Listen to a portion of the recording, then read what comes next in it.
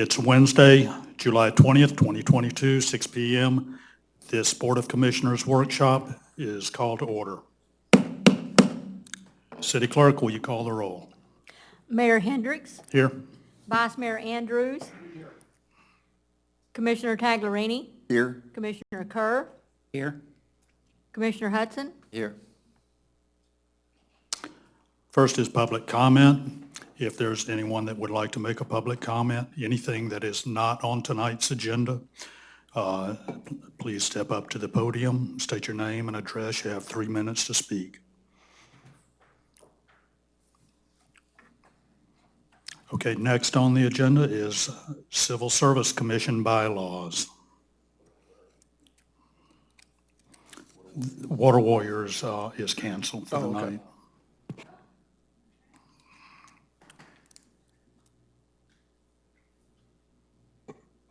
Okay. I'll be happy to take the lead on this. All right, go ahead. It's okay, Mayor. You know, so this is a long time coming, and I think the best way to explain it without getting way too into detail is, I don't know how much you guys know about the Civil Service Commission, but we as a board appoint members to it. I know the mayor has served on the board. That was actually my first position with the city way back when. And it does serves a major purpose, and as far as giving some outside opinion from the residents on different aspects about, and most of them have either an employment background or things along the lines that where it's really been helpful. You rewrite a lot of the employee handbook, and the one major thing, and where the city's made some mistakes in the past and we've just never fixed them, is the grievance procedure. It's a little near and dear to my heart, and I think that the mayor will probably back me on that. There's a procedure in place that if there's a grievance hearing and the board ends up voting unanimously or in majority, they hand that decision to the city manager, and then the city manager makes a determination from there. The problem is, in this particular case, the grievance was against the city manager, and the city manager decided to take the grievance and toss it in the garbage, and the Board of Commissioners didn't act upon it. Again, in a perfect society, that wouldn't happen. And I don't think anybody there's always got to be a good system of checks and balances in place in order to do that. My suggestion, just to make a long story short, is that, and I don't know how we rewrite this to give the Civil Service Board a little more teeth, but I think any grievance that's against one of our charter officers, the city manager, the city attorney, the city clerk, or the city treasurer, that decision should come directly to us, because those are our employees. Any other decision, I'm perfectly fine with it going to the city manager. And we're not going to have this problem, and with Robin, I know that. But he shouldn't be deciding his own fate based on, right, I mean, that's Completely agree. Right, that's just not even common sense there. So I would like to rewrite that portion. I don't know if that's something that has to be put onto a ballot at some point, or if that's something that we can change on our own because of where it's at. But I'd really like to, and I know this is again a hot topic for the mayor, to give this commission a little bit more teeth to be able to get people, because I mean, I think some people that have served on in the past have left kind of feeling unfulfilled. They worked their butts off, and all of a sudden, they ended up with, oh my gosh, we just did all of that. We wasted 6-8 hours of our time in a hearing or doing all of this just for nothing. So that's all I really have to say with that. I would just like to get that portion rewritten. That would change a lot of the dynamic and the direction of it. And that's all I got. I have to say I 100% agree with you. I was involved in that civil service hearing, and it was very disappointing the way all of that was handled, and so it does need to be changed, and I would support having that revision put in there so that the Civil Service Commission has some teeth to sort of fight back with. They're an impartial group, and they may find in favor of the employee, they may find in favor of the city, but they need a little bit of ability when it's found against the city and the city has done something wrong. And in this case, I feel like the city manager did, just to be told that their decision didn't mean anything. I was really disappointed in that and the way that whole thing and that employee was handled. So, yeah, I agree with you, Mr. Andrews. I think that needs to be done.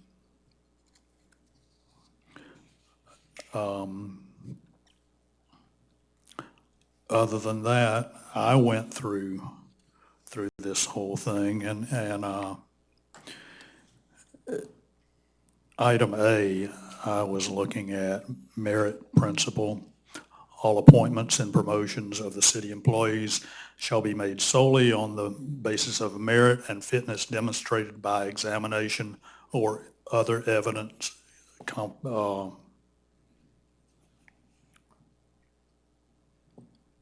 competence. So I think that really needs to be determined by the department heads. And I think they know their people. I don't know if we need specifically an examination for that. I don't know. How do y'all feel about that on item A? I agree with you. The only other one I have is section 2-126 intent. That's on page 5. And that is Civil Service Commission members also recommend cost of living increases and employee pay adjustments to the Board of Commissioners. They can do that, but that's ultimately the commission's responsibility. We can leave that in if you like, but that's all that is, a recommendation.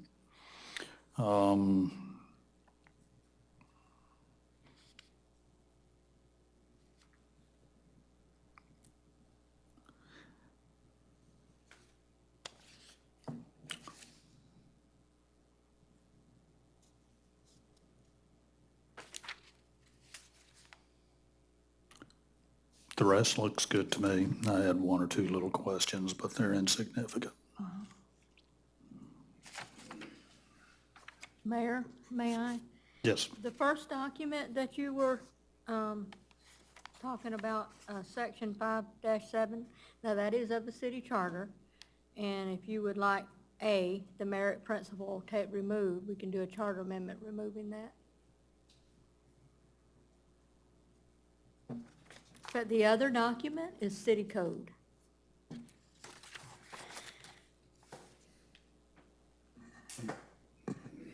Okay. Now, I don't know that we have an exam for any of the employees.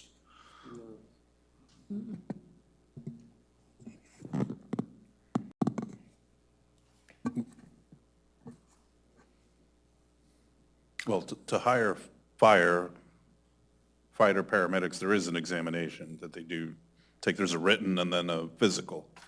But that's the only one that we currently have in the city. Yeah, this doesn't specify though. No, right. The language as written is disjunctive.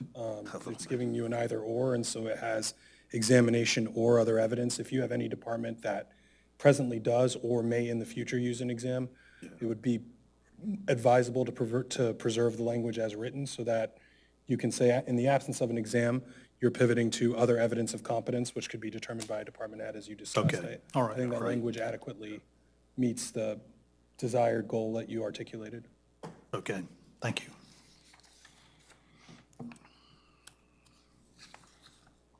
Is there anyone here from the Civil Service Commission that has any comment on this? Or any member of the public. Oh, that's, The mayor. Yeah, if the commission is through making comments on it, I'll open the floor to the public. Is there any public comment on this? The answer would be no. Okay, it sounds to me like we are good with item B then, Civil Service Commission bylaws. Mayor, before we move on, just so I'm clear, is the consensus direction, that, as it was articulated by Member Andrews, it was a suggestion that any grievance against a charter officer should go directly to us, while we're generally speaking about the Civil Service Board. It's my understanding when you said us, you mean the commission? Okay, and is that the consensus of the body, just because not all members had spoke to the matter? Yes, Yeah, I have no problem with that. And that can be an ordinance change? Well, where that sits, that language sits in your charter, that would be a charter. It's a charter. That would be Are you- a charter amendment that you'd be looking at, but my office, my colleague Tom, will be, Is that, what's the section, Claire? I just wanted to clarify the section. No, the charter officers, the civil service section does not address that. That comes in another section where we're working for the commission, so they evaluate us, and that's a different section. of the regardless, charter. we would review to ensure whichever best procedural mechanism is necessary, that's the consensus direction, and provide the analysis necessary on yeah, how to go because about it. if a charter officer brings a complaint against an employee and the Civil Service Commission fines for the employee, then that's the reason we would want that to come to the commission, not to the officer that actually filed the charges. Understood. I just wanted to make sure that was clear for my colleague as he follows through on your vision. Thank you for clarifying that.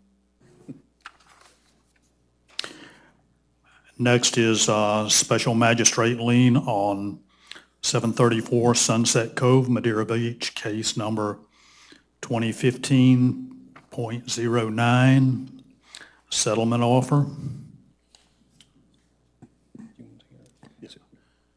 So, Mr. Mayor and Commission, I'm Robin Gomez, Madeira Beach City Manager. And this item before you is really discuss and review. We have a special magistrate lien filed back in 2015 against a property over various code violations, 5 code violations to be precise. The fines were assessed beginning September of 2015. The total of those fines and the lien exceed the value of the property, but we did receive documentation from the property owner, the person who was left in charge of the property, stating that those code violations were corrected. At some point back in 2015, either that information was not communicated to the city or was communicated to the city, but the city did not act on the fact that those violations had been corrected, therefore the lien continued. The request from the property owner is to settle that lien by the commission accepting a $2,000 settlement offer from the current property owner in exchange for releasing the special magistrate lien located at 734 Sunset Cove. And what was the total amount of the lien? I do not have that total.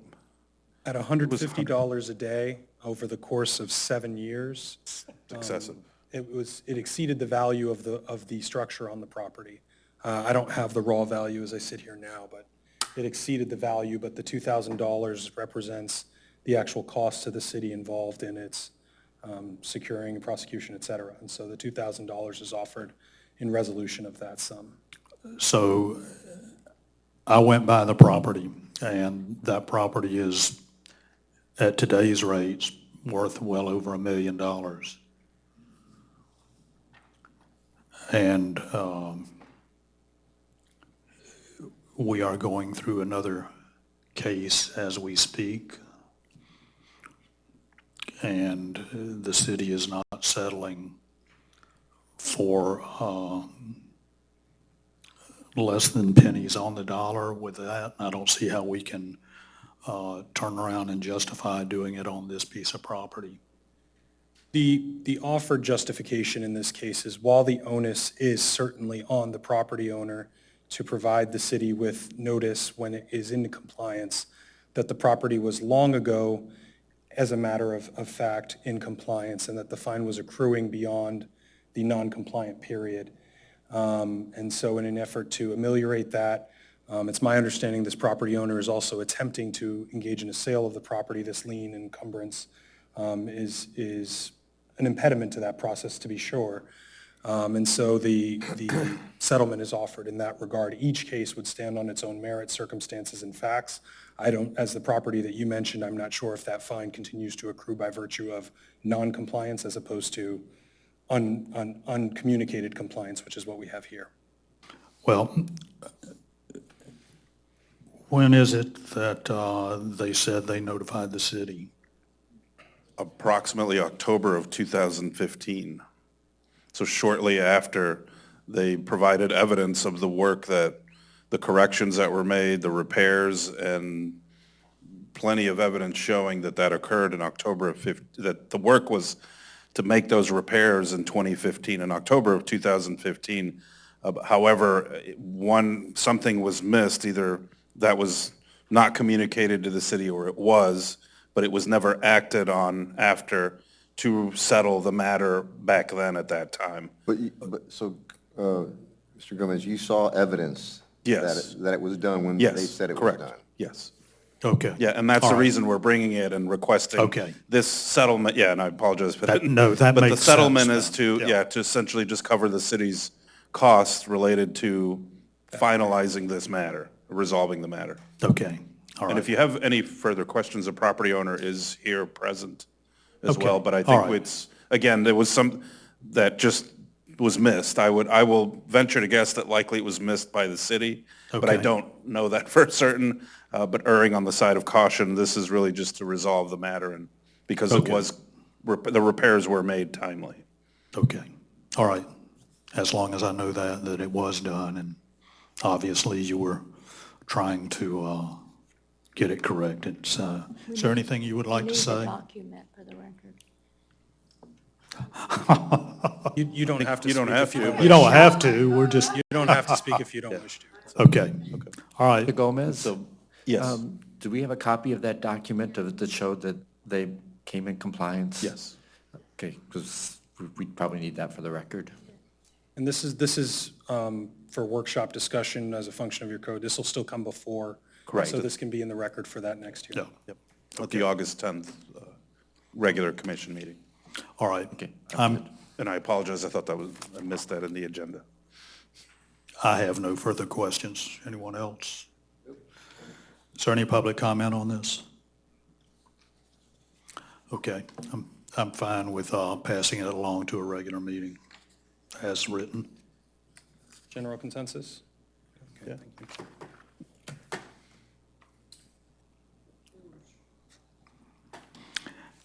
Next is TCH 2022-11, variances for private docks.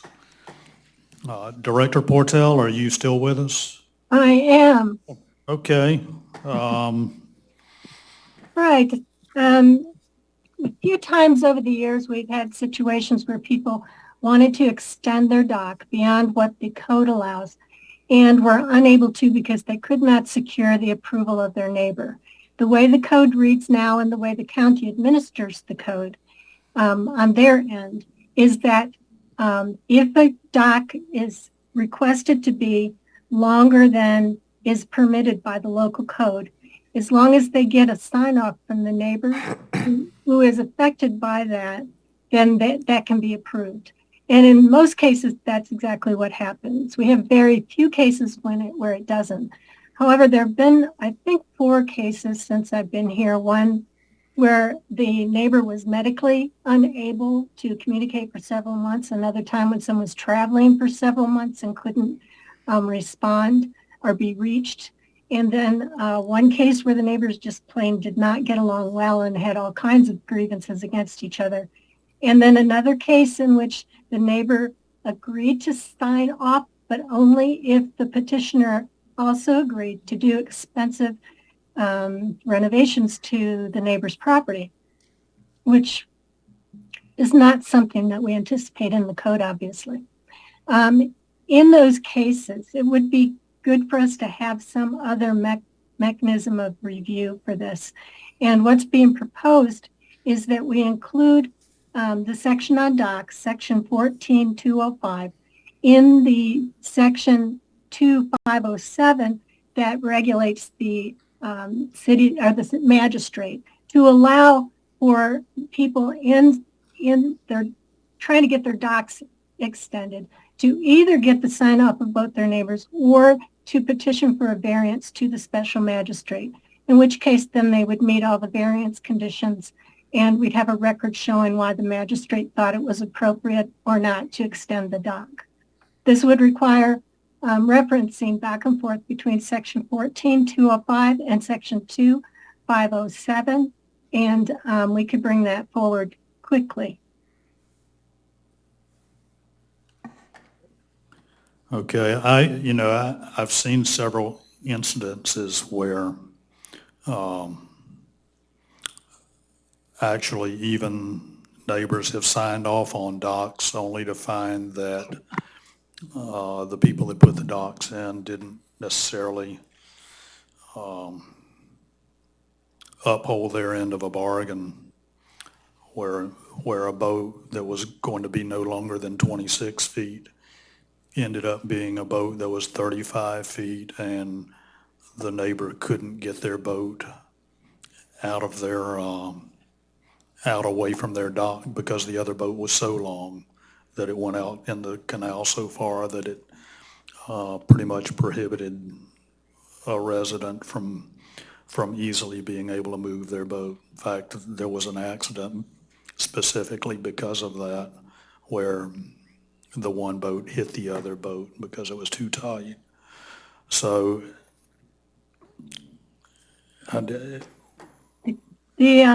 Yes, I could see that happening, and we do have a little bit of trouble with that occasionally because it's the county that determines how long the boat can be, and we don't get to see that in just the regular approval. If it went through the variance, the neighbor would have the opportunity to come in and say what their concerns were, and the variance could include conditions that specified the length of the boat or the size and location of the lift or anything of that nature, because the magistrate is able to put conditions on the approval. And then they'd also have to be able to show that it was something that was allowed other neighbors, that this isn't something that gives them a special privilege, that it's somehow subject to the condition of the land, and then sometimes that's just the size of or the length of the area along the water, but sometimes there's also oyster beds or seagrass or things that prohibit people from pulling up close to their own property. But all of those would have to be reviewed, and the magistrate, with the staff's recommendation, would have to show that they met all of those conditions, all of them, not just some of them, and not just substantially, but they met all of the conditions in order to get that. And as I say, the neighbor would have the opportunity to come in and specify what their concerns were. So will notification of the surrounding neighbors be mandatory Yes. to go to the hearing? Yes, for a variance it would. Mhm. Okay.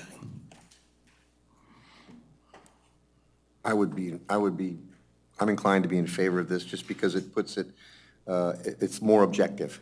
It's less subjective to the whims of our neighbors. It's on paper. There's special thing, they have to abide by certain rules and codes, and it's on paper. If there's, I feel like this is, I would be in favor of this. Yes, as long as we can have those safeguards put in place to where people can give their input to the special magistrate, I'm fine with it. Yes, that's automatic with the magistrate's procedures. There's a whole section dealing with public hearing and notice and exactly what kind of conditions the petitioner would have to show. And staff's very serious about the review of variances. These are things that are actually regulated from a federal level, even in terms of their definition. And so we're very careful about making sure that we've done a lot of analysis and that the magistrate specifies their findings. They also issue a legal order with all of their findings and any conditions that they want to specify. Okay, all right. So this process would be time-consuming and possibly a little bit expensive, so people will still try to go through with the signatures from their neighbors in Yes, most I would cases. think, I would agree. I would agree that that would be the case, which is why we wanted to make it an either or. We didn't want to turn it into a mandatory variance process. It is an expensive process, and we change the fees every now and then based on exactly what it costs the city to bring the magistrate over and the advertising and everything. So, and yes, of course, there's added time involved. It wouldn't seem so onerous to them, though, if they are having trouble communicating with their neighbor, and this gives them some option to try to resolve the matter. We do have one property owner who has had to deal with these kind of issues in the audience, and she was the one who initiated this petition and may be willing to get up and speak to you if you have any questions. Okay. Any other comments by the commission? No, I'm okay with it. No, I tend to support it. Okay. Is there any public comment on this? Sure. Yes, state your name and address. Hi, my name's Tammy Jones. I'm with Realty Executives, and I have a buyer trying to purchase. He's under contract at 850 Bay Point. And what we found out after we were under contract and had a boat lift dock company is the signature of both neighbors. I have a diagram to scale. What's happened is the neighbor on the left, this particular potential owner, he just wants exactly what's on the left. And they already have a lift, they already have a dock. They feel like it would impede a little bit on their, it's all, you know what I mean, on their side. So there were two options. One was, anyway, to do this lift. The second one was $30,000 more. So the neighbor on the left would like him to spend $30,000 more, take down the dock that's there and reconstruct it, and then they will sign off. Mind you, he just wants what the neighbor currently has, and I have a diagram. The neighbor on the right, the property has been vacant over 2 years. I've had to wait for them to come back. 2 daughters own it. I had to wait for one to come back from, vacation in Alaska. The other daughter refused to talk to me. Bottom line is, on Saturday evening, they said they'll sign off for $20,000. So right now, the buyers are still potentially thinking about moving forward, but they're like, do we have to sell our boat and get a bigger boat, not to use the lift? Like, they want to be good neighbors, but it is an issue. So I don't know if you guys have any questions, but they felt like it'd be helpful to let you know maybe a little bit what is happening. So. Okay. Is that Thank good? you. Thank That's you. good. Thank you.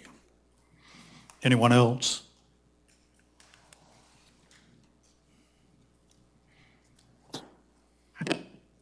Hi, all. Shannon Sullivan, 13411 BOC Avenue.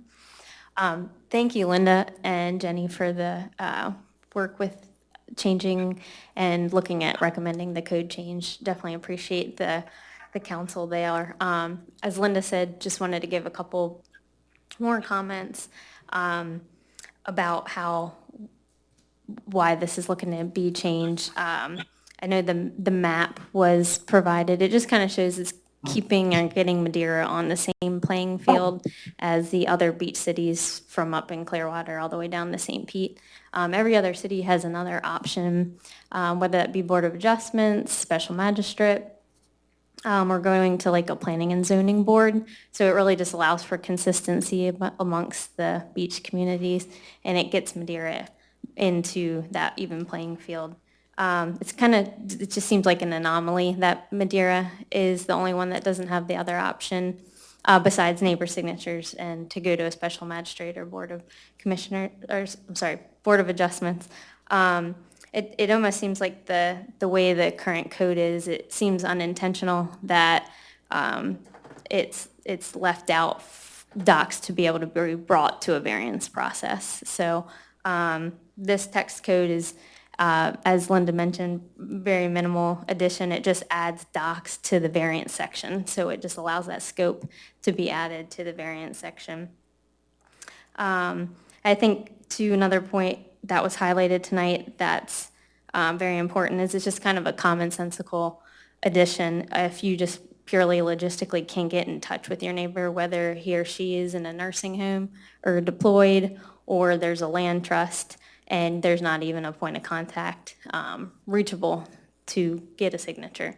So it just kind of has that commonsensical element to it. Yeah, I think that pretty much highlights it. I think that special magistrate, again, pretty minimal text code, allowing citizens to go to the special magistrate, be less subjective, a more objective, unbiased, and equitable way to look at a new dock plan, extending a plan, or if it was destroyed, redoing it. Basically just allowing folks to have the same similar rights of what other folks all around them have. Yeah, Okay, thank you. thank you. Anyone else? Okay.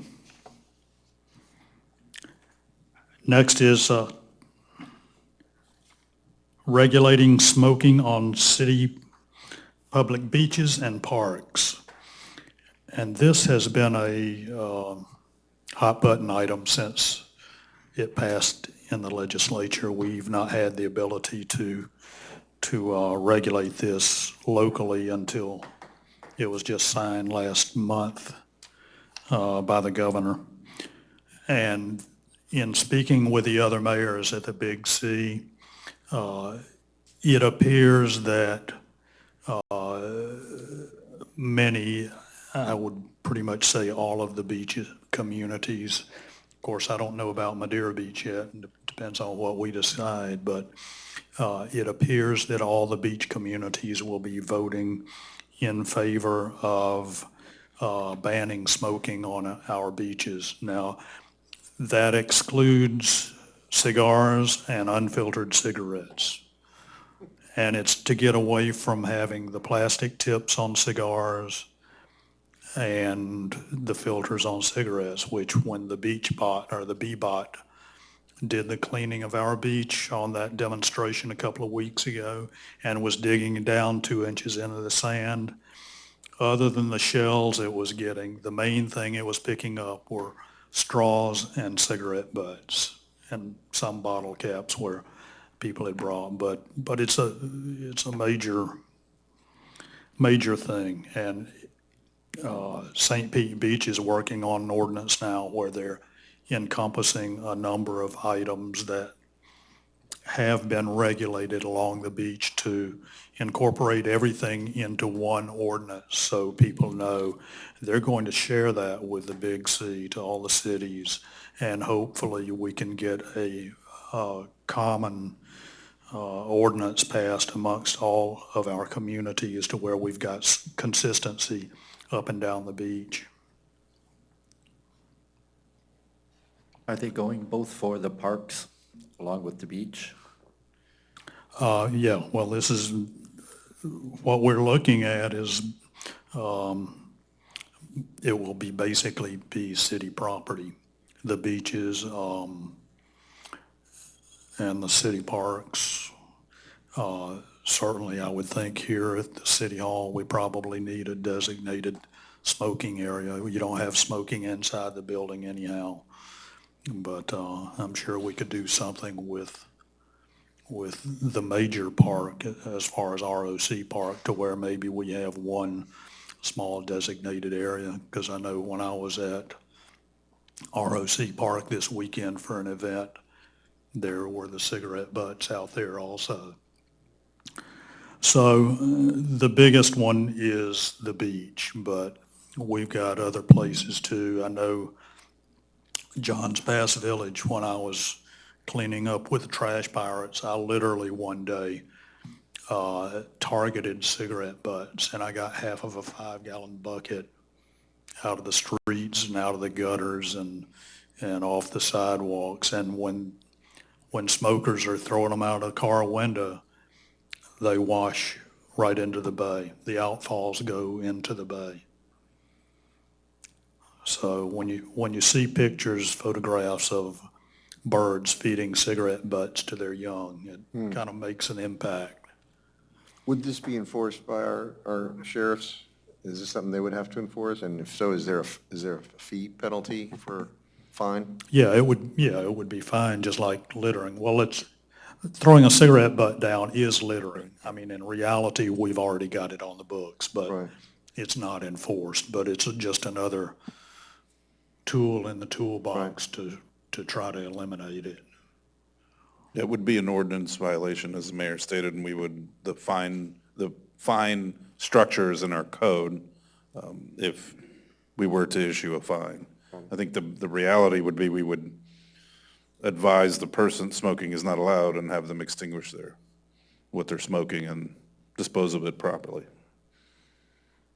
Yeah, and that was what I noticed with the BBOT was that, and I've seen it happen, a lot of the people that are putting out their cigarettes simply push it down in the sand. So what about water areas that are within the city? That's something that we need to include or exclude in the ordinance? I don't know how you could regulate that, really. You're talking about on a boat or something like that? Or docked at if we have I don't know that that's enforceable. I don't believe that's currently regulated, but I don't know if, and Krabby's not here, but, I mean, we can certainly research, but I'm not aware that that is something it's not currently in our ordinances, but whether we could do that, I think we'd have to determine if we can bring that back. As it relates to the statutory change that took effect on July 1st, the language in the statutory amendment specifically extends a municipality's authority to parks and beaches. If you're describing a waterway, certainly the open waterways are not the city's parks or beaches. More narrowly, if you're talking within canals and behind neighborhoods, I don't know that you're going to be reaching that definition either. My colleague can certainly research what your ability is in any general venue, but until recently, we couldn't even do parks and beaches. So this ordinance, or rather the statutory change of the preemption, is the authority on which we're acting. So you definitely want to stay close to what that language permits.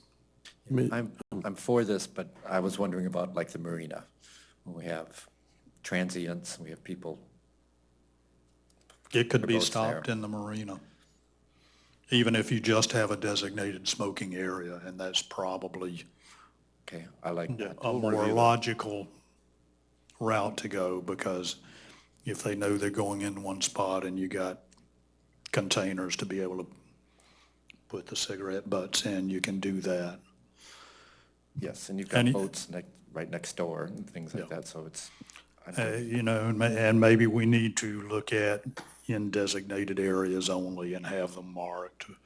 And as soon as that ordinance from St. Pete Beach is drafted, I'll get us a copy so that it can be shared amongst the commission and see if we want to just follow their ordinance on it.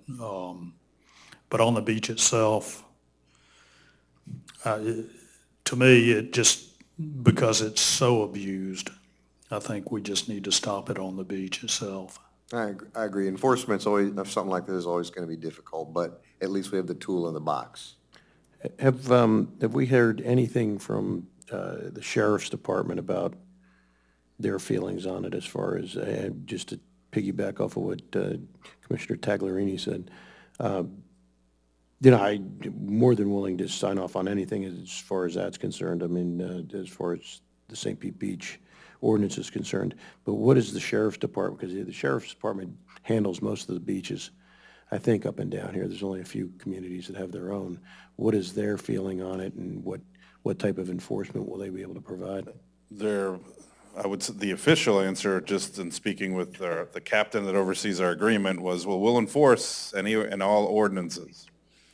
The unofficial, the discussion after that was that's a difficult one to enforce. It's really more of educating, advocating, encouraging people, make sure that you do put up enough signage so that everybody is made aware you cannot smoke here any longer.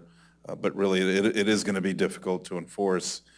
Speaking with some of the deputies, it's just another item to enforce. We probably will not write very many citations, if any at all, but time will tell. Mr. Mayor, what were the penalties that St. Pete Beach or at the Big C meeting, what they were talking about imposing? They didn't discuss any. Okay. I know for us, well, we've already got an ordinance in place where it's $250 fine for littering. It's been in place for almost 2 years now. We have written exactly 0 tickets. So your ordinances are only as good as the enforcement is. So it may be, you're going to have some people out there that pay attention to it and some that aren't, just like anything else. You're not supposed to litter. Lady Bird Johnson came out with Keep America Beautiful when I was a kid. That was 100 years ago. Who's that? And people are still littering. I don't get it, but, some don't, some do. And that's why I'd like to see, periodically some stepped up enforcement to kind of stress the point. And we'll have to do the same thing on this if we do. Okay, anyone else? I'm a little confused about the vaping portion, only because it's really the litter what we're talking about. I don't even know anyone that does vape, but the way I understand it, that's a hard vape pen or whatever that you take back with you, and there is no trash. I'm a little confused about that. I'm typically of the mind, the less regulation, the better, but you can't argue with the fact that it's been abused, and it is a huge problem. So it was a bit of a struggle over the last month trying to think about this, but I think I would have to agree with the general feeling here that it'd be something to regulate. And the only other thought of that is, there are a lot of people that do smoke and they like to enjoy our beaches. Is there a way to have a regulated area at each beach entrance that had a facility for cigarette butts, or or is that going to, just, I put it out there for discussion, is that something that's going to be unsightly, that's even going to get used? But, if I was with my family and smoked and I needed a cigarette every half hour, it might be worth taking a walk up to the entrance and having a smoke. I don't know. It's hard for me to judge because I don't have that habit, but just some things to think about. Yeah, I wouldn't think this would affect the vaping. Could you shed any light on that? Yeah, so as adopted, and I was just rereading it up here on the screen, it says, the indoor air smoking and vaping is renamed smoking and vaping, but it doesn't really specifically state that vaping is part. It just simply says you can. It's going to come down to the individual municipalities and how they choose to regulate it. The argument, understanding the arguments on people's individual freedoms, the counterpoint as to why this, if the concern is littering. For some, the concern is littering. A secondary concern is secondhand smoke, inhalation, et cetera, which is another justification that's been offered by some communities to justify not just smoking cigarettes or cigars, but also vaping in a general sense in tandem with the Indoor Air Act, which this is now renamed to just be Smoking and Vaping Act, not indoor, for that express purpose. So ultimately, that is within this jurisdiction's powers to how you choose to make your ordinance look, and if there is a model ordinance circulated by a single jurisdiction, deciding if that one-size-fits-all works for you is ultimately you as the policymakers, for you to decide. Okay, so, to me, one of the main things we're trying to do here is get cigarette butts off the beach. I don't think you have a problem with vaping cartridges on the beach. I haven't seen that. Pretty rare. I've seen very few. But, if people want to smoke, Probably no more than bottle caps. Yeah. So, drink it. But for some, they titled it, again, they included vaping. Yeah. The reason for it possibly related to the secondhand smoke, as Randy stated. Well, initially, we can, if you'd like, we can wait until we see what that St. Pete Beach ordinance says that's going to be distributed amongst the other cities. I don't know that they're going to address vaping at all, and I don't know if we really need to address vaping. You don't see people that are vaping throwing their cigarette butts out the car window or burying it in the sand. And I want to infringe as little as possible on this and still make an impact on trying to get a problem resolved.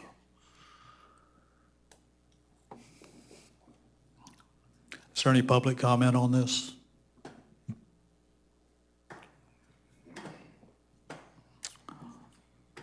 Okay, next is recycling service. Mr. Mayor and Commissioners, as we had mentioned before, we are approaching the end of our initial 3-year agreement with Waste Connections. Waste Connections is our recycling provider. The agreement stipulates that they will provide 18-gallon containers and weekly collect or empty those containers of recyclable materials, including paper, plastic, aluminum, cardboard, glass. In discussions we've had with Waste Connections recently, they provided, the agreement allows for 2 one-year extensions to that agreement. The proposal we received has a few changes to the current processes. Specifically, Waste Connections would provide a 65-gallon cart with lid and wheels for all of our residential units to recycle. Again, that would replace the 18-gallon blue open container. The cost would increase. Right now, we bill all of our residential customers $7 a month. So it's $14 on their utility bill that they receive from Pinellas County Utilities. And that is part of the total fee of $31 that is that, Megan, $31 is what we bill, correct? So it's $62 on the utility bill, excuse me. So there's a little bit of an increase, potentially as much as doubling. It depends on the length of the agreement as to the rate that we would be charged if we proceed as I just stated. We do have a couple of options related to that. One that is most likely a very good option to consider is for us, the city, to issue an RFP over the next month or so. And there are other providers. Waste Connection is not the only one, but we would then hopefully receive responses to the RFP for open it up to the market to see what we receive, to something comparable, something less. It might be more. You really don't know, but that would at least, we would do go through a fiduciary responsibility process to obtain, the best service at the most reasonable cost. There are other options that are not as popular, and in 28 years I've been almost in local government. Recycling is a very passionate service, so clearly the option of not having recycling is an option. It's not the most popular, certainly not what I'm advocating at this point, but that is an option. But I do strongly encourage. So we have 3 options to continue at the proposal that we've been provided from Waste Connections, go out to market, issue an RFP, or the other one to choose to end recycling. They did provide, you have in the packet some data as to the recycled materials, and realistically, the one on the screen is an older version. I believe you were provided a more up-to-date version. We will add that to the record, to the proceedings of this meeting. But they provide a little bit of the data of the percentages of what is recycled, what the values are, and that gives us a little bit of an indication. My questions regarding recycling have always been what percentage of the material is actually recycled. I think all of you or many are aware of all the changes that have happened in the recycling industry, and where a few years ago, the majority of recycling materials collected in the U.S. were sent outside of our borders. That really changed just a few years ago.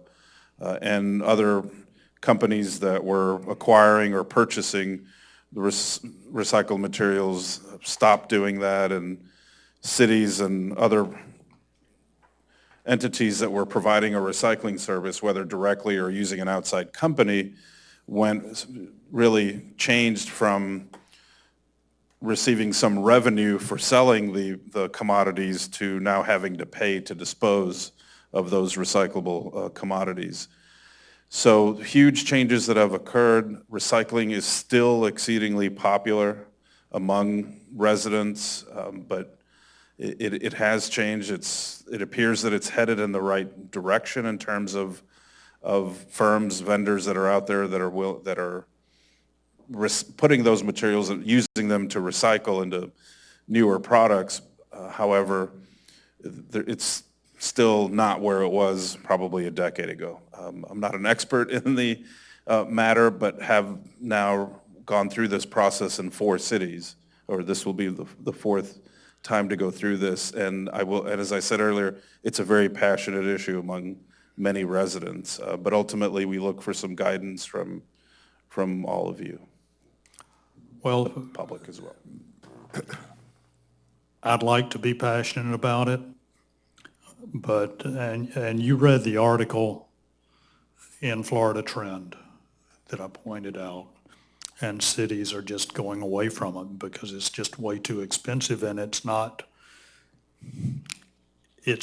what it used to be. Much of it is simply going to the landfill or to the incinerator, like the rest of our waste.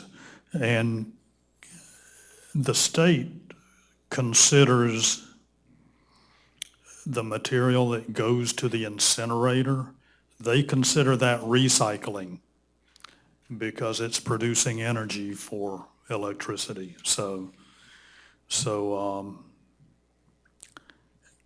I'm probably going to be unpopular again for saying this, but I'm afraid it's something that we can put it out on RFP and see if we can get some better rates, and maybe there are companies that have found sources to use it better. But barring that, I'm afraid it's something that has run its course for right now, and it's something that maybe we should come back to in a couple of years as the market comes back and look at recycling again. But I don't support it right now. Well, I do support it. I'd like to see an RFP done to try and find a company. The one thing I did like about the change is that they're providing a bigger bin. That's kind of the joke on our neighborhood, where that we have the little basket and we fill that up by Tuesday.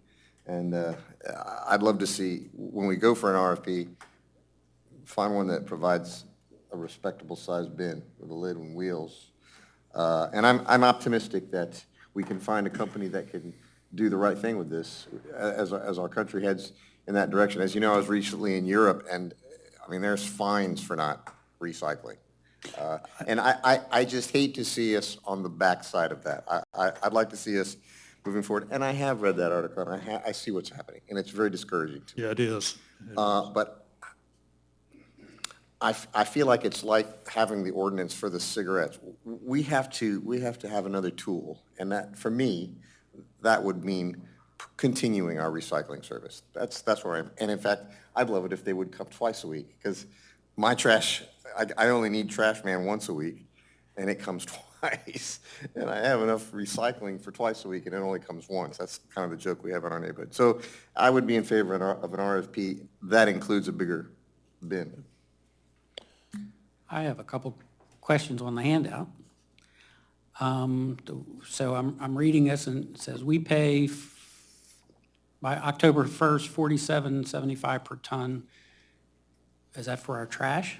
That's a per ton rate we pay for trash, or is that for recycling? That's my first question. Ian here with Waste Connections, I think you can. How you doing? Ian Boyle, Waste Connections. Yeah, I provided that document today to Meg. I apologize for getting it. I was actually working on a recycling bid that was due yesterday. So everyone's got their recycling contracts out to bid. Yeah, right now you are actually, the Pinellas County actually just passed their waste to energy disposal fee is going up 6.8% on October 1st this year, next year, and then in '24. So the next 3 years it's going up 6.8%. Every year. So when they collect our trash, this is what we're paying to get rid of it. That's the disposal fee that we, or obviously your department pays to get rid of the trash. So everything we pull out of the trash, we're actually getting paid back. It says currently 53% of our material has value, example is estimated, and it's showing a column of different values for different products. Correct. Of what we get back. Well, this is basically wanted a breakdown of, and this is kind of a breakdown of what our MRF in St. Petersburg does. Overall, about the 6,000 to 6,500 tons a month, about 25% of that's contamination, about 21% of that's glass. Glass is a product that basically has no value. We pay to get rid of that. Every hauler, every recycler brings that to one recycling company down in Sarasota called Strategic. You pay to get rid of that. The rest of the material is then sold off to back end to brokers domestically or internationally, and that fluctuates. But does that offset some of the cost to? All of those dumping costs. fees? Yeah. So when you guys, and I think putting the contract out to bid is a great idea. And I can say that for a couple of reasons. One, the recycling. I've been a part of this contract since it started 2010. Madeira Beach has changed a lot since 2010. None of you guys were here in 2010. I can explain. Back then, it was actually, sitting here sitting here, as elected officials. 100 years here between us. No. What I'm saying is the ones that decided on this, they wanted 18-gallon bins, and they wanted to start recycling. They started recycling with the residents, and the 18-gallon bins worked perfectly. They wanted to require it with condos. That was a little bit of a pushback, but they ended up getting that. That's how we ended up doing this condo partnership. Then after that, they were trying to require this for businesses. That got major pushback. That didn't go through. But back then, 18-gallon bins worked perfectly. Everybody got an 18-gallon bin. It worked perfectly. Right now, I'd say about 70% of the people have more than one bin, and even more than that. And the other thing that's happened over the years is people are ordering more from Amazon. So there's a lot, I'd say about 50, 60% of that have stuff on the outside of their 18-gallon bins. They're useless, especially Madeira Beach. Madeira Beach is one of the heaviest recycling municipalities on the beach, bar none. Bar none. You guys do a great job. So that being said, you guys need carts. You need carts. You have heavy recycling residents, so you need carts. So putting this out to bid to see if we can be competitive and actually spreading the cost of those carts over a longer period of time, that would help. So I think it's a great idea. Ian, can you quickly explain the MRF, please? The MRF is our materials recycling facility. It's in St. Petersburg. Basically, all the materials we have, all the contracts we have, all the recycling goes there. Our biggest contract is Hillsborough County. We do all the recycling processing for St. Petersburg, Pasco County, and then all our contracts and unincorporated in Pinellas County. It equals about 6,000 to 6,500 tons a month. All that material comes in. Again, with that breakdown, which I sent, about 25% of that is contaminated, which we basically just pay to get, we pay to get rid of. 21% of that is glass. Glass has no value. I will say that recently there has been some discussions about trying to remove glass from the stream. Pasco County did that recently. They removed glass from the stream because they basically, that was one of the heaviest things in their stream. They just realized they were paying that weight. So now in Pasco County, you can't recycle glass. And then the rest of that, as far as a breakdown, you could look down. Mixed paper is one of our biggest ones, about 26%. Cardboard's 18%, and then so forth and so on. So in Pinellas County, we have a recycling facility. Waste Management has one in Tampa. Republic has one in Polk County.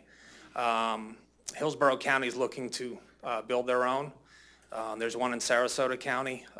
He's got some representatives from the county here. They're looking to put out a RFP to build a MRF. But as it is right now, we're kind of the only actual recycling facility in Pinellas County.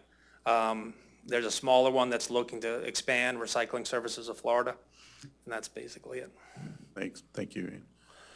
So, but right off the bat, 46% of what you're collecting has no value at all Yeah, I mean, basically right around there. because of contamination and because part of it's glass.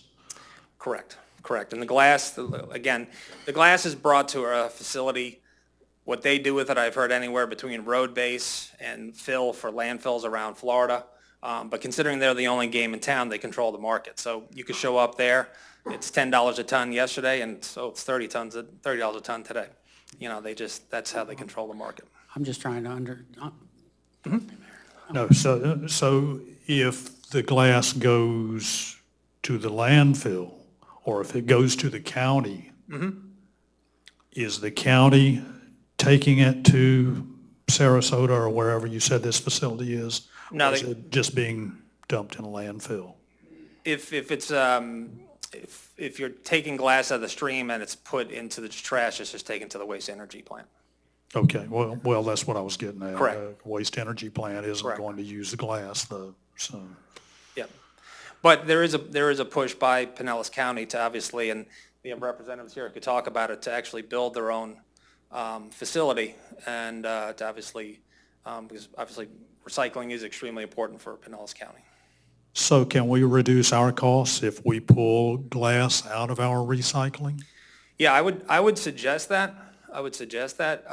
When you do put out the RFP, I would try to put that in there and see what you have. You could actually put it two different ways. You could put it, with glass and without glass, see what kind of differences you get.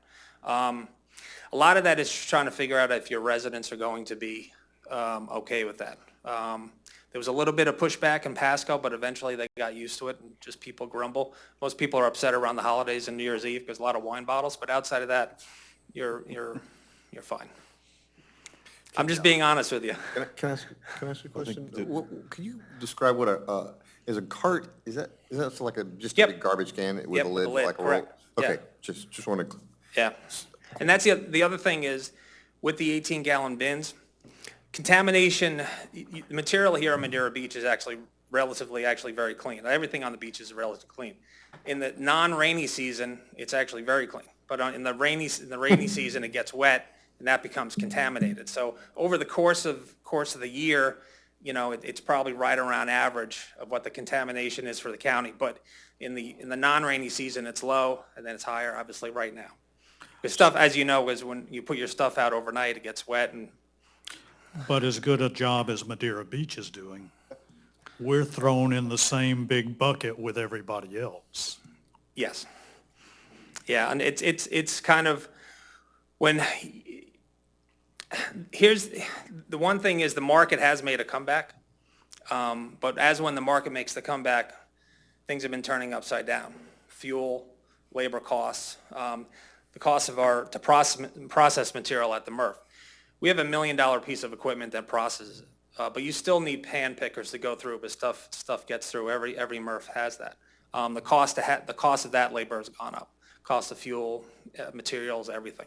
One of the reasons why you're seeing a little bit of higher cost, what we propose, the cost for carts, the plastic for carts, everything's gone up, 40, 50%. And that's just what we're dealing with. So what are you paying now? I might be looking for a part-time job. Just kidding. Commissioner Hey, Curry, if you want to get back on the back of a truck, we got you. But I think Meg wants to hire it first. I could not do that job. That's hard work. They deserve It is hard, I will say this, it's, even, and I know Meg will probably agree with me, even in the best of times, it's a tough industry to hire for, especially in the summer times. It's backbreaking work, especially when you do the rear loader stuff. That's why most of the companies are moving towards the one-armed bandits, where the guy or girl just stays right in the truck. Less worker comp issues, less injuries, obviously less heat issues. But in certain communities, especially like here on the beach or up in Tarpon Springs where it's very tight, you really can only use the rear loaders and have a guy in the back of the truck. So, but it's tough. It's tough. You'll agree with that, so. We've loved being your partner for the last 12 years. We love it. I think we've done a good job. I've seen the highs and lows of the market. And I think in all that times, when the market made that huge turn in 2018, and basically every recycling contract in a 30-day period went from making money to losing money in 30 days. We honored our contract, and we honored all our recycling contracts until we got to the point where we could kind of make up for it. That being said, we're in this whole new world where the recycling's making a comeback, but then everything else is becoming more expensive. But I will say Madeira Beach has changed over those 12 years, and the recycling habits here have changed. I think you guys are great recyclers. I think you definitely need carts, and I think an RFP is a fantastic way to do it. I think Commissioner Kerr has some questions. Yeah, and environmentally aside, just financially. Yep. If we got rid of recycling in the city, would prices increase, decrease to the residents? If you guys got rid of recycling? If we took all our recycling and put it in a trash can, put it at the curb twice a week with the trash, is the financially to the residents, is the price going to go up or down? That would be a question for Meg, because you're looking at, It might stay the same. Yeah, So we would not financially, change our there's no rates. financial impact, Pretty negligible. negligible. I mean, we're talking about $7 a month anyway. It's currently. Well, yeah, it does say it's undetermined, a likely substantial increase because based on that what. tonnage, if you get rid of recycling, that tonnage doesn't goes away. It just moves into a different pocket. Well, that's what I'm getting at. So you're paying more Yep, to get rid of it there, so there's negligible financial, so it's strictly an environmental thing. yep, For the most environmental thing. So if we get these 65-gallon carts Toters. with lids it's gonna keep the rain, it's not gonna matter if it's rainy season, Correct, so it'll be more benefit for correct. recycling. So where's the downside to keep recycling? So then if that's the case, it makes no sense to pull the glass out. If the tipping charge is, if we're paying it either on our end on the tipping charges or your end and you're paying the tipping charges. You would have to kind of put out an RFP, I think, based off of, and But if the, Yeah, but- not to cut you off, but if the No, no. glass goes to recycling, it can be taken and used for different purposes other than if you take it to just the Correct. incinerator. Apparently. correct. So Now, there's a benefit to put the glass in the recycling. correct.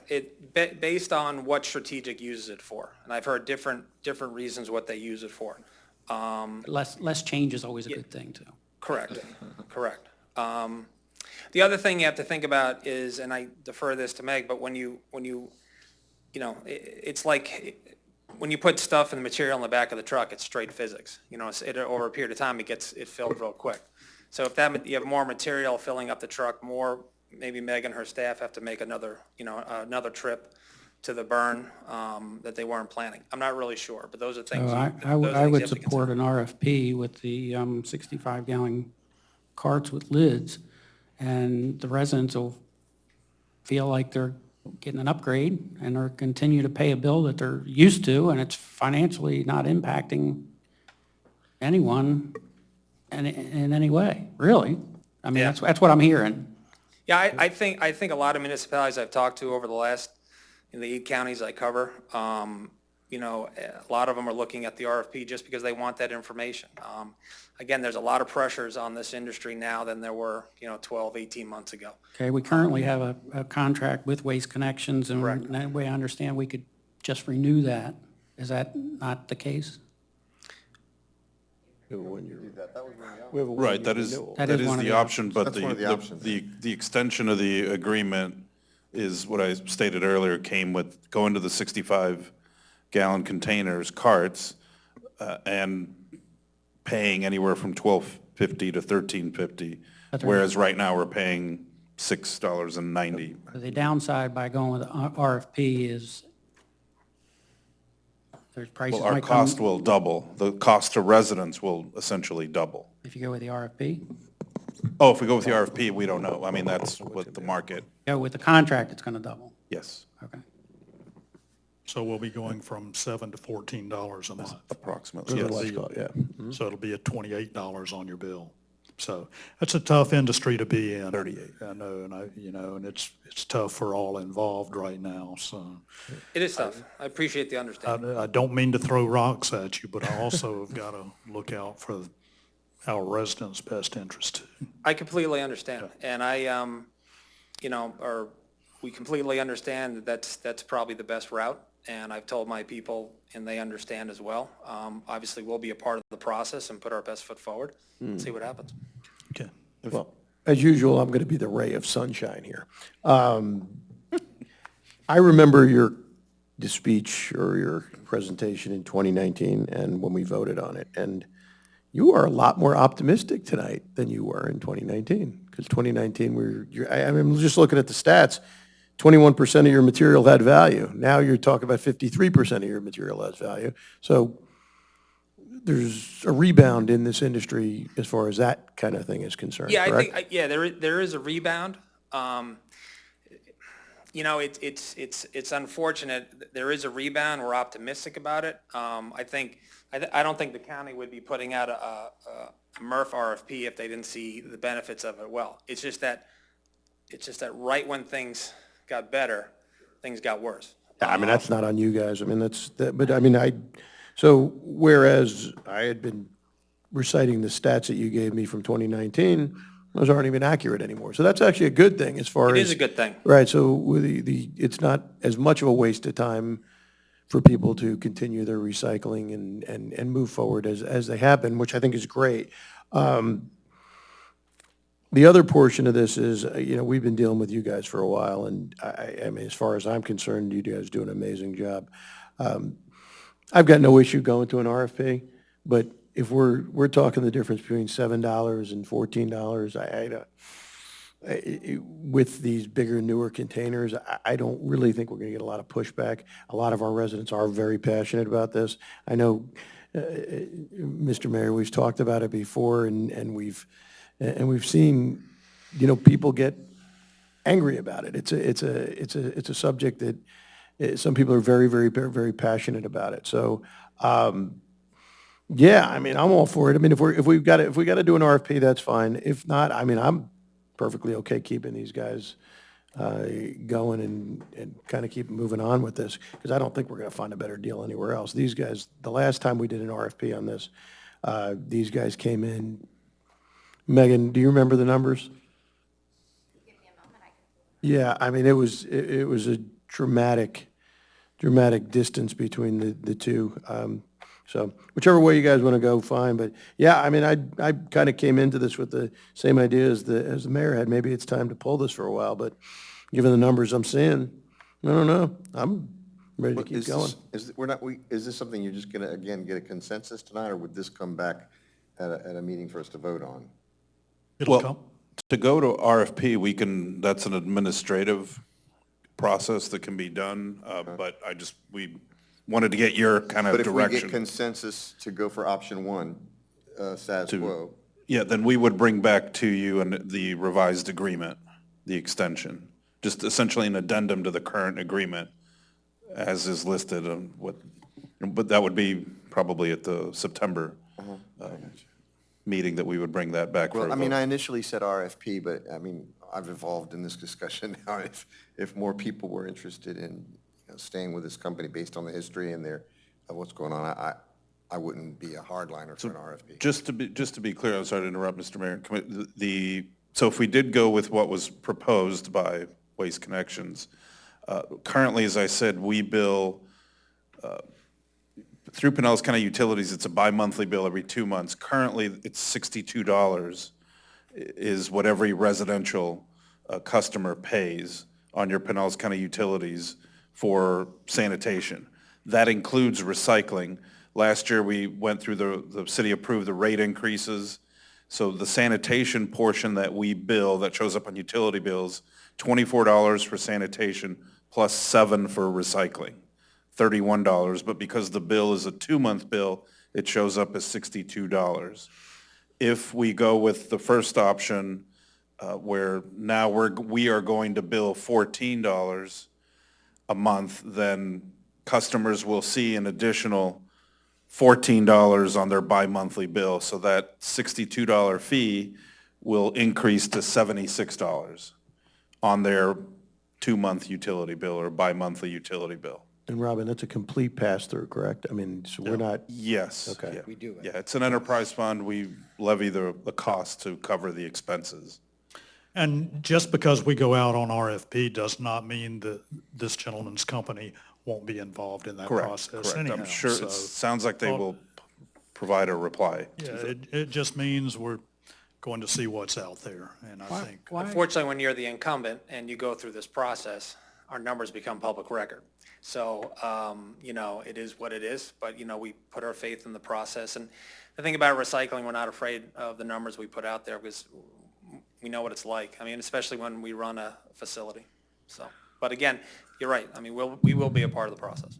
Well, if I might ask one quick question. Why did the price double from January to February 2019, and then, based on the discussion, my understanding, they're going to double again?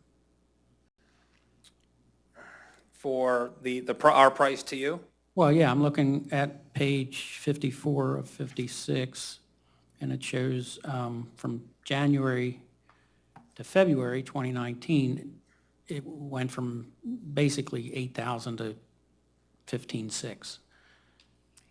I don't know, I don't understand those figures. And it stayed pretty consistent throughout. well, that would probably have been, Was that a change in accounting?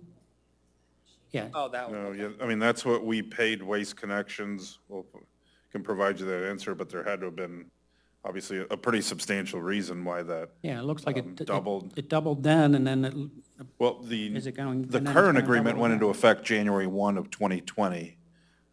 So we'd have to research what happened prior to that. I can tell you exactly what happened. At that point, your contract has always had a base of 3 years and then 1-year extensions. So back in 2018, we did a 1-year extension.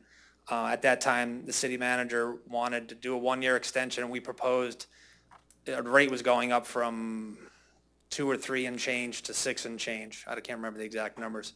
And then the board at the time voted to do the extension with the caveat that it definitely goes out to bid at the end of that year. So that's why at the end of that year, the new contract started on 2020, still with a base of 3 years and 2 ones. So things doubled. 2018, everything kind of changed for us as far as our, when we got to the end of that 2018, that's when we came back and had to unfortunately propose almost, I think, a 50 or 60% increase, if I remember correctly, or even more. So that's where you see the change. That was when the market went through Yeah, the when the floor wind- also. Right. Yeah, everything changed basically January, February of 2018. That's where everything just flipped on its head because of China. And that's exactly the time at the previous city I was at where our recycling rate was essentially going to double. And we actually suspended it for a year, issued an RFP, and then kind of did the opposite of what's happening now. We went from a 96-gallon container to an 18-gallon container at a little bit of about the same rate, not much of an increase. But at the city I was in, we had a very high contamination rate using the 96 gallons. A lot of recycling is a lot of the education and reminding people of that this is for recycling. Please place these items. If you use certain items, please try to clean them as best as you can. But it's a constant educational that we need. I mean, we will certainly, I'm sure Waste Connections, like other companies, provides a lot of data and information, and we will continue to do that. Other options that we had discussed, just to give you more information, whether you could go to every other week, which there aren't very many companies doing that. But also, well, I mentioned going from the larger container to a smaller container, we would be looking to do the opposite. because we've had a very good recycling rate and low contamination rate. The other aspect is if at some point in time we go with the 65-gallon containers with the lid, wheels, then that will sort of prompt us to, we're looking, as we've discussed briefly before, on the sanitation side, the solid waste side, that we similarly at some point go to a cart as well. It's inevitable that we do that, as Mr. Boyle mentioned, the one-arm bandits, the side loaders, which are, they're a little bit, they may not work because of our narrow streets. Some people like them, some people don't. I was in a city where they didn't work because there were too many hills. That's the issue. And so rolling out your cart, it could, literally roll down a hill. So there are options that we're also looking at for our solid waste, our sanitation, that would require some retrofitting of some of our sanitation trucks. But certainly, we have some options. And again, option one, as I stated, is to just extend the existing agreement at the rates that are proposed. And that would just come back to you as an amendment to that agreement at likely the September regular meeting. Okay. And I'm sorry, and one more. Ian did mention we do have some representatives from Pinellas County who have additional data, additional information that I think would be very valuable to also listen to at such time as Mr. Mayers, you would allow them to. Okay. Unless you have any more questions. Great, I'd love to hear Got a from them, because I've got a couple. question, Thank you very much. I Hold got a on, question. Sir? Ian, hold on, we got one more question for you. Now Or it's- questions. Not really necessarily for you. Are there any other options, like a drop-off area, or if other cities are going to do away with recycling, then it makes sense for a collection area, though I am sure there's lots of contamination in those places. Yeah, I'll be honest, the only municipality I've talked to in Pinellas County that's discussed, at least in my portfolio, it's about getting rid of it, is Madeira Beach. Everyone else is pretty much keeping the recycling. I will say that in municipalities where we've had drop-offs, we've gotten rid of those boxes due to the fact of the large contamination. The best example was South Pasadena. South Pasadena has curbside recycling, but we didn't have mandatory recycling for the condos. They left that up to the condos. So what we did there is we did two 20-yard drop-offs at the, I think it's the Winn-Dixie right there. Every Monday morning, unfortunately, the Public Works for South Pasadena was just going there, couches, TVs, mattresses, and they just said, get rid of it. Tires. Yeah, Kansas City did the same thing. There's several that have done that. Unfortunately, that's one of the byproducts of the drop-offs, unless you had it in an area that it's, kind of secure, cameras, the whole thing, but I don't know if you want to do that. So that's just our experience with drop-off sites, at least.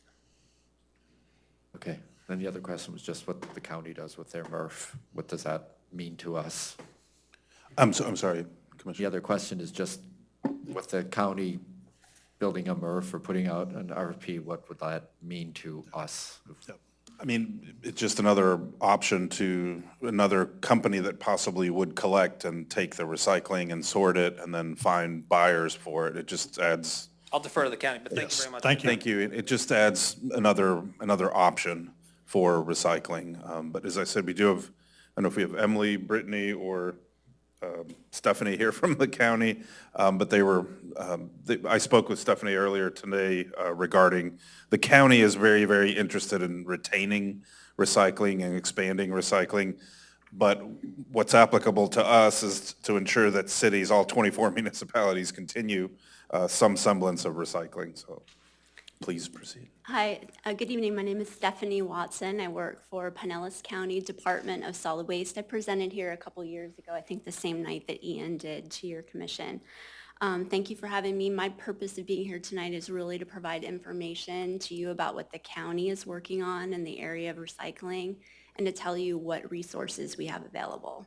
So thank you. Just to give you a little bit of my background, I've been with the county for 7 years in the Recycling and Outreach Program. I've been in the position the entire time. I have Emily LeMay with me. She's also in my team. What we do is we provide public outreach to the county about recycling. That's pretty much where we spend a lot of our time. We provide tours and presentations about recycling and at the solid waste disposal complex, which has waste-to-energy facility and a landfill. We tour MRFs in the region, going down to Sarasota about every 6 months. So we pride ourselves on staying very connected to the recycling world and being experts in that area. We answer questions every day from residents about recycling. We produce the Recycle Guide, which is an annual guide available to anyone in the county about what to recycle. And also we provide the Where Does It Go search tool, which is an online database. You can type in anything you want and find out where to take it. And it's got hundreds of materials.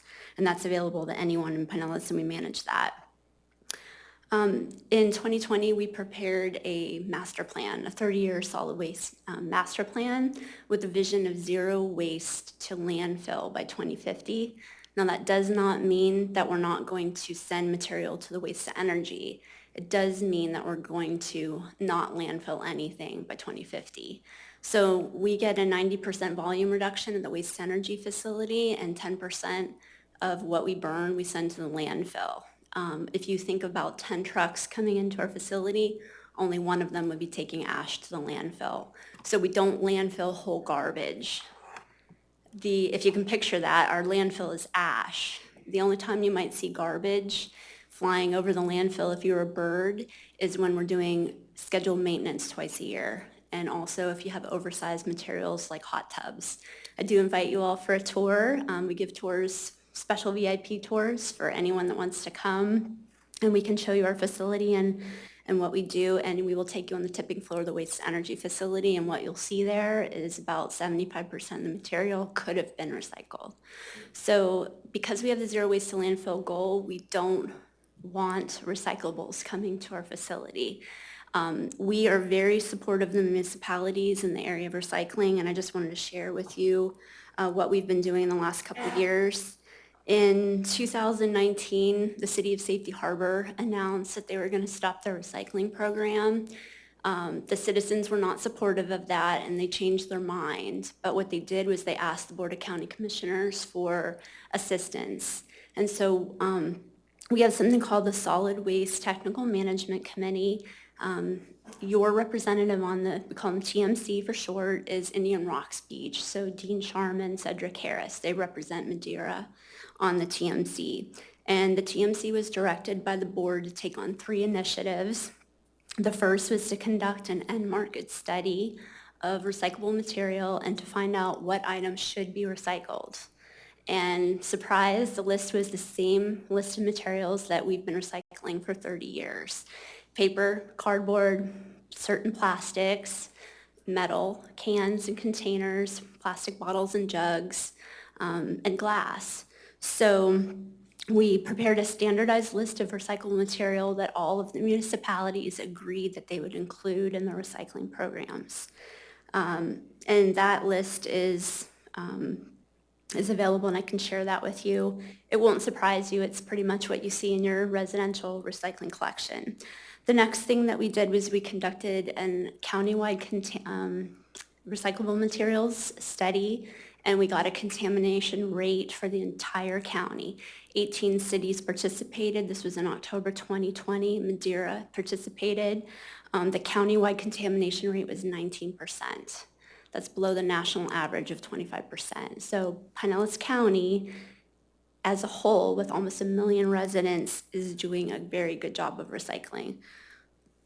Madeira's recycling percentage of acceptable material was 76%.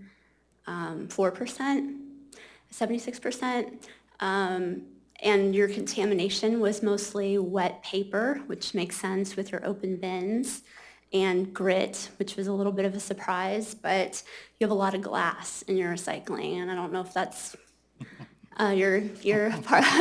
You can tell me why. So yeah, 30% of what you all collect is glass. So I'll come back to glass because you had a question about that, but the next step after we conducted the countywide recyclable material study, and the reason we did that was to get a baseline of contamination so we could show that we were making improvements in that area.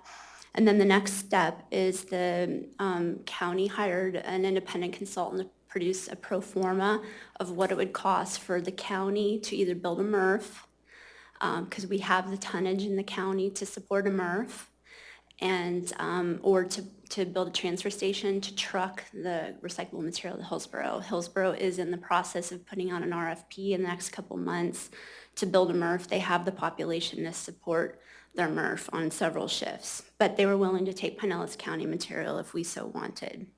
And they got letters of intent from the county to do that. So currently, we mentioned the solicitation. We're in the process of putting together a solicitation for processing only. It's not collection. And our goal with this would be to obtain a per ton processing fee and separate revenue share. As we've talked about, the markets go up and down. Sometimes they're good, sometimes they're not. Sometimes certain materials are good. But we'd like to keep the processing fee separate, and for the reason is because recycling does cost money. You're sending the material to a MRF, you're paying people to separate it, to bale it, and to get it to end market. So there is a cost for it. Long time ago, it used to be that supported itself with revenue, and that we've all seen that the market shake up in the last couple of years. It doesn't work like that anymore. So we like to have those two financials, processing and then revenue share. So we're in the process of trying to go out for a bid to see if we could get a processor that would handle all the recyclable tons. In Pinellas, we believe all the municipalities in our program, that is about 40,000 tons. We've had interest from local MRFs, and we've also had someone from Austin say that they're interested in building a MRF here. So we're not sure where that's going to land, but we're in the process of testing the private market. Just a few more bullet points. The Pinellas Partners in Recycling has a contract work group. I'm the chair of that. We developed a contract guidance document several years ago, and it's the best management practices for developing your contract. We'll share that with you. I'll share that with Robin, and that is basically a resource to you when you're developing. It's there's some standard things in contracts that'll help you, setting your contamination thresholds and so forth. And I know you have a provision in your contract about contamination, but actually setting provisions and then rejecting certain loads above that. Lastly, I wanted to, I mentioned about TMC, and then I wanted to address just a few comments about the glass that was mentioned. We're lucky in Pinellas that we have a glass processor in Sarasota. As Ian mentioned, Strategic, we're in a peninsula, and it's very unusual to have a glass processor nearby, but Strategic takes MRF glass. They have a cleanup system, and the MRF glass is very dirty. If you look at it, it looks like Keurig cups and plastic bottles and straws, but it's actually 70% glass. They'll clean that up, and they send that to Jacksonville to be turned into containers and insulation. So glass is, it can be dirty, but we have a way in Florida and in our region to clean it up and to market it. And we don't want it to come to our facility because it does not burn and it ends up being landfilled. Again, not in line with our vision. Mayor, you stated that the state considers recycling of material going to the incinerator. It is true that we get a recycling credit for combustion, but it is energy recovery and not true recycling. To truly recycle, you would have to turn the material into something else. When we burn it, we only recover the energy. There's a loss of all the virgin material, the time, the mining. There's actually an article right now about sand that makes up glass, that we're running out of sand. Everybody thinks, oh, you have beach sand? That's not the type of sand that people use to make and turn into concrete. Your beach sand is round. You need angular sand to have strength. And we're building and building and building. We're running out of sand. So definitely we want to recycle our glass. I think I've talked long enough. If you have any questions for me, I am happy to answer them, but I mostly want to tell you what the county is doing in the area of recycling. We're here to support you. Thanks. Thank you. Have a good night. Did you have any questions for me? Got any questions? Do y'all? Okay. Okay, thank you. Thank you. Okay, I'm for recycling in continuing with glass. You know, I was thinking during all of that, we could probably build that jetty I've been wanting out of glass. Wow. Just have them start going out to the end of the jetty we've got and throwing their Throw it bottles out that way. What's your direction? Well, let's do a consensus on this. Mayor, have you opened it to public comment generally? No, I have not. Any public comment on this?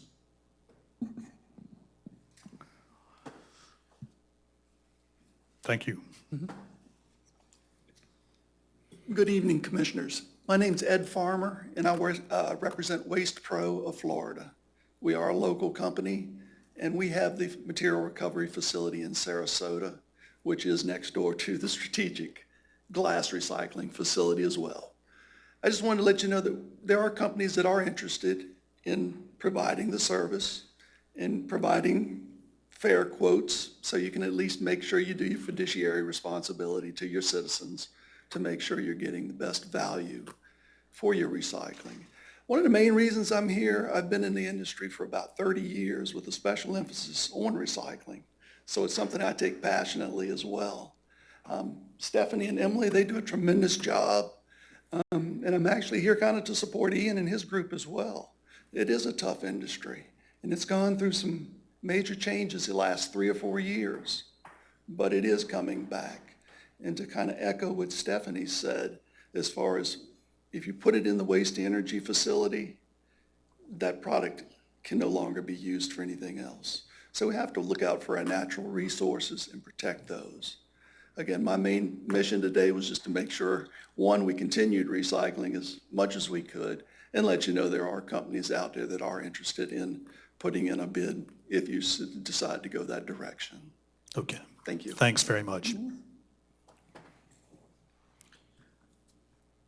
So I would say it's something we at the very least want to put out on RFP, just to see what's out there.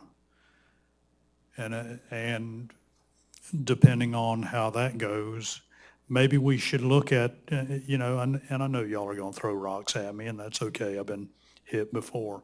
But maybe we need to look at pausing it for a year, depending on what we get back on the RFP, and let this market come back some. But I would say first, let's draw up an RFP and get it out and see what flies.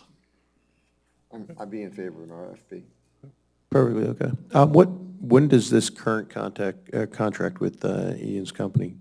December 31st. Okay, so we got a do little have time. Yep, Okay, we have cool. plenty of Okay, time. Perfect. Just if I could make a quick comment, we're planning on pushing out an update to our fees and collection manual sooner than later, so we want to have some new fees in place by October 1st.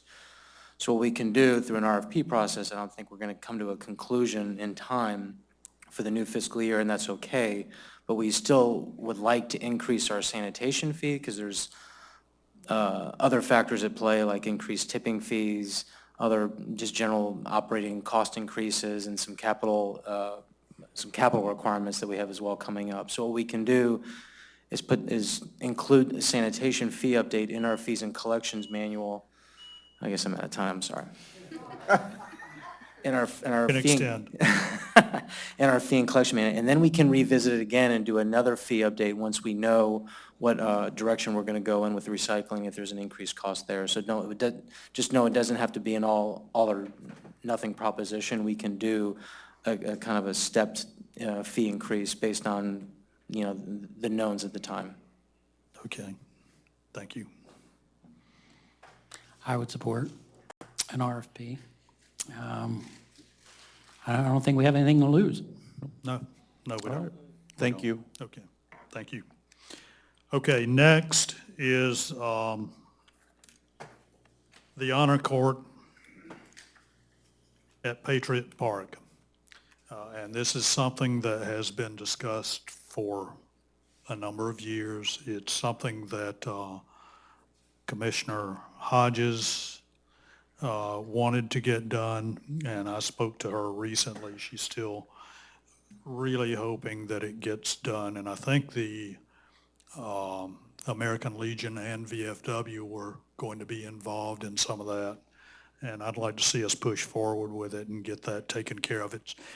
It will be it will be a part of Patriot Park, so we're not going to take up any other city property.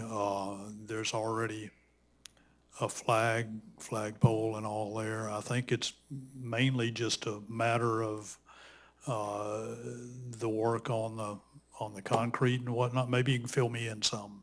Megan, you look like you got some answers there. Good evening, everybody. This was a project that we talked about years ago. We had engineered it, but there has been a sixth flag that has since been added. So unfortunately, those plans will need to be modified. And where the current flagpole is at Patriot Park is actually in the parking area, but the proposed area that we had talked about was basically in the middle of the park, basically behind where the sign is. So it was really the city manager's office that was working on that, and Public Works was just going to execute it.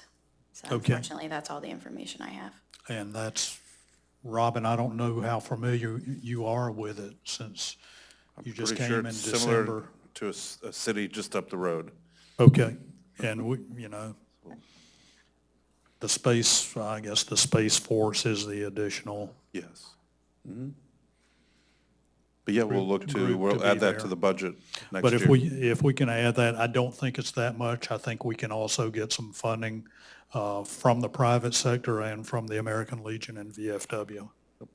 Yep. So if we can push forward with that, that'd be nice. Can you give me a little bit of background on what it is? Is it names? I don't know what an honor cord is. So, Robin, could you pull up a picture? There's many different ways that you can do it. Jay actually had pulled up some really cool ideas earlier, but what we had talked about was a star, and at every point of the star having a flag with that service's flag. oh, okay. But that may look a little bit different with a sixth point now. So I think we would just have to talk about what we want it to look like and then go from there. Okay. And it's just going to be, I don't know what, probably maybe 50 feet across, if that. I'm not sure how familiar you all are with the park over there. Behind where the sign is, we have a small little pavilion area. The Boy Scouts actually used to do a seagrass type thing there that was left undone. So we removed that, and that's the area where we were planning to put the Court of Honor. And it's not in the lower area? No, it's pretty Because high the right there. lower The area lower actually areas are only means- grass. Well, yeah, the lower areas actually Flood. were designed, no, that's not why they were actually put there. Retention ponds. They're a part of the whole thing about 9/11, about the field in Pennsylvania where that plane went down. I know, I talked to the architect. In fact, he gave, I talked to him, he gave a speech on the design of the park last year during the 9/11 ceremony. They also hold a tremendous amount of Oh, I know water, that. so we I would know never they put do. anything there. I know they do, but I just wanted to be sure nothing was put out there because it had, They're had a basic cool- retention ponds is what they are. Yeah, but that's, They will stay grass. come on, work with me here, Megan. They're easy to know. That's what they were, I know, but Yes. they were put there, and that area was I think that's also in the put there brochure, and there's a whole Yeah. story. Everything has a meaning over there around the memorial. Yeah, and that's coming up in a little over a month, 6 weeks, so if y'all haven't been to one, it's really worth going. Okay. I've got one quick question. Megan, I'm having a senior moment here because I know that there was a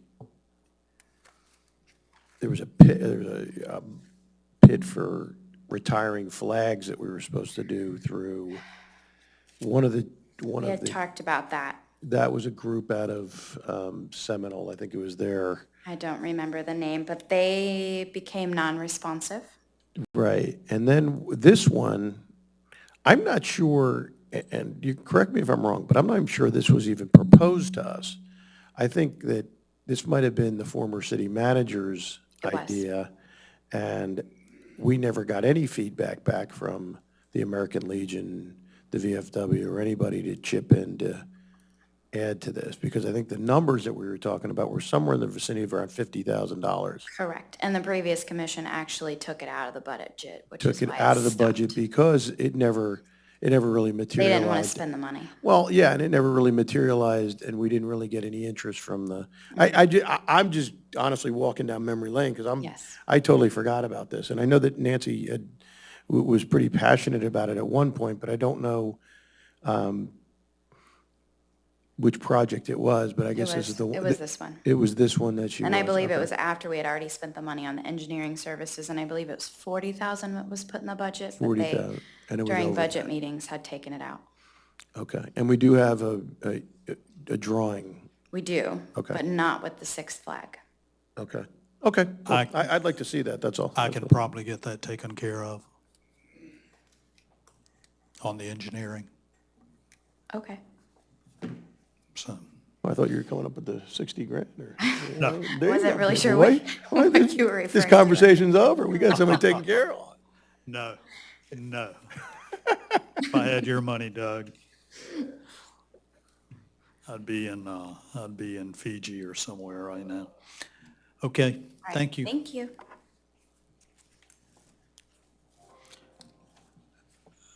So if it's okay with the commission, I'll be glad to do some legwork on this and come back to you with what I find out.